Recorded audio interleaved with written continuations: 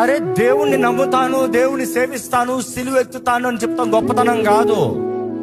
పరుగుని కడముట్టించాలి. అదే పౌలు చెప్తున్నాడు. నేను మధ్యలో పాడైపోకూడదు, మధ్యలో నాశనం అయిపోకూడదు, మధ్యలో మునిగిపోకూడదు, మధ్యలో పడిపోకూడదు. I need to finish my race, finish my course, reach my destiny. నేను గమ్యము చేరాలి. ఈరోజు మిమ్మల్ని అడుగుతున్నానంటే మీ విశ్వాస జీవితం ఎలా ఉంది? తుఫాన్లు చూసి మునిగిపోతున్నారా? తుఫాన్లు చూసి, వరదలు చూసి భయపడుతున్నారా? మనుషుల మాటలు చూసి, పోరాటాలు చూసి సతమతం అవుతున్నారా?